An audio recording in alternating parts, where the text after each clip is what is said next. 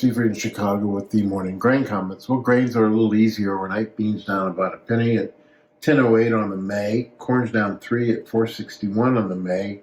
And wheat's down 6 cents near the overnight lows at 5.51. Outside market stocks are sharply higher on talk that the tariffs on April 2nd may be more reciprocal, which would mean identifying certain items in certain countries rather than broad. And so that's why the stock market is up so much. You also have the dollar a little bit lower. Crude's hovering around $68 a barrel, and gold's a little bit higher.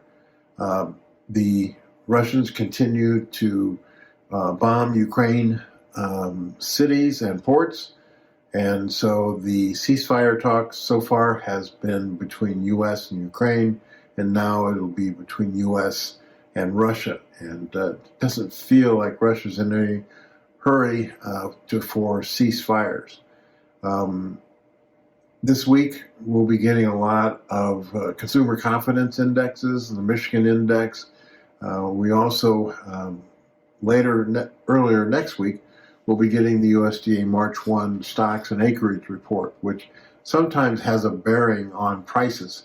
We're looking for higher corn acres, lower bean acres, about unchanged, maybe a little bit higher wheat acres, and that we've heard some pretty high numbers as far as corn is concerned. A lot of that will depend upon weather and if the farmers can get in and get that corn planted. Usually around April 1st, we start shifting our focus away from South American weather and U.S. demand and start looking at spring planting weather for U.S. and Northern Hemisphere crops.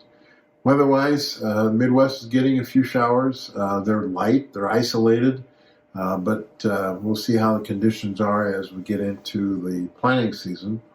The Southern Plains remains mostly dry, although Texas could see some rains.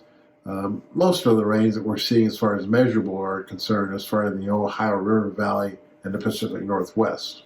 And we also note that the Black Sea is seeing mostly scattered showers. Most of South America will see good rain over the next few days. The Brazil soybean harvest is coming to a complete ending. Argentina's soybean harvest is just beginning. Their corn harvest also just beginning, and the second corn crop harvest in Brazil will begin soon.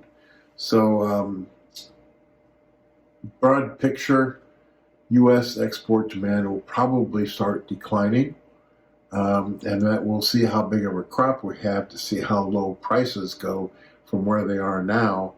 There is talk about Trump dollars coming to farmers to help subsidize the lower prices, and we'll see how that unfolds down the road.